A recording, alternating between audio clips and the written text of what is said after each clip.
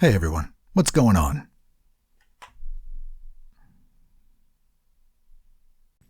You'll be hearing excerpts of my read, This Book by Matt Calhoun. Chapter 4, it's a short chapter, and the reason I am doing this is because some people who want to break into voice acting, voiceovers, or narration might think that the read that happens on their digital download or CD or tape or what have you happens all at once and it's flawless. It's not flawless. I will be able to click and look at you and pause and talk and do all sorts of things.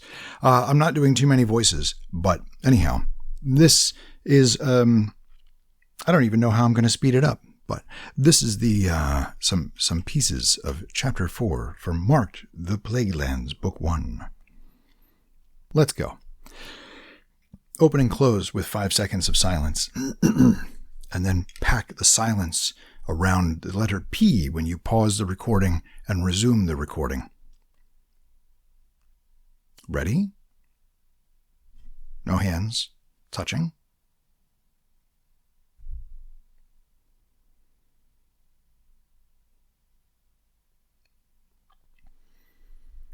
We know little about the transfer and presentation of magical blood. Bloodlines have proven strong among two magical parents. However, there is no definitive explanation for seemingly random magical presentation in the population. From Collected Writings of the Grand Mages. Did you think I'd sound like that? It really gets better. I press P to pause. I can load my breath, chill out, change gears, get ready.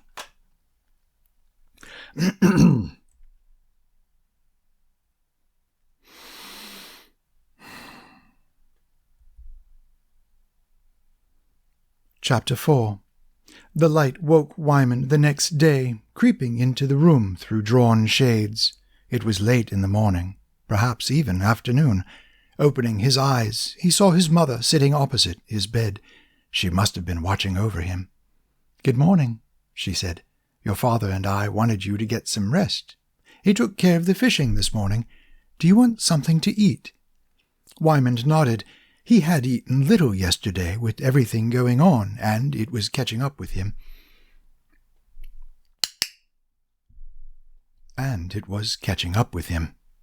His mother made him a plate of warm, crusty bread with some cheese and a glass of ale. "I'm sure you want to know what happened," Wyman said.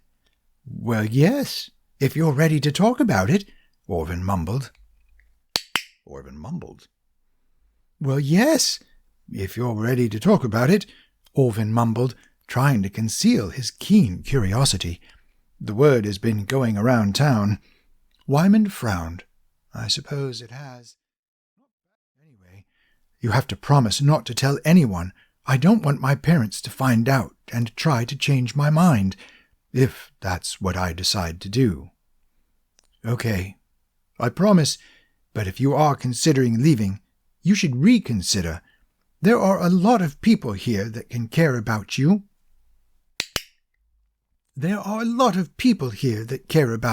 And wouldn't just cast you out for one bad day. You're being too hard on yourself." Wyman considered perhaps Orvin had a point.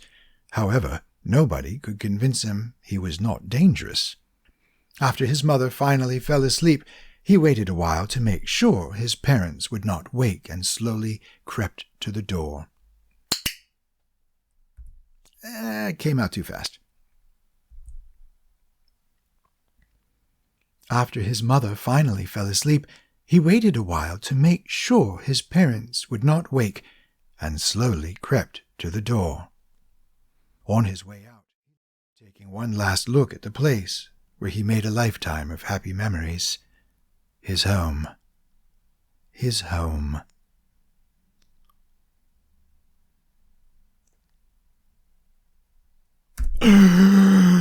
Yeah. So why leave silence at the end? Because the silence in the beginning will help get you a noise profile And the silence at the end will help get you a noise profile. Interesting thing about some microphones and some applications that do recording. They can adapt accidentally. Perhaps something you're not even aware of when it's happening is the silence at the end will be, it's almost like something, it's almost like a diaphragm constricts and the silence is different at the end than in the beginning. That doesn't always happen, but I've experienced that, and so now I leave a bunch of silence at the end. I've learned that pushing that P button to pause and resume the recording is best done with silence before and after. And that also makes it easy to go through the recording and then pull out that silence. No need to rush a reading. No need to expect perfection. Listen carefully with the side tone provided by the headphones. This 6 pages took 8 minutes, 18 seconds with a few pauses. And I really try to control my breathing so I'm not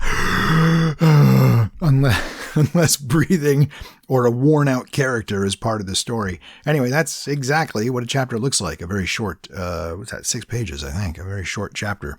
So that was chapter 4, the excerpts that you did hear from Marked, The Plague Lands, Book 1 by Matt Calhoun. Available now, audiobook coming soon.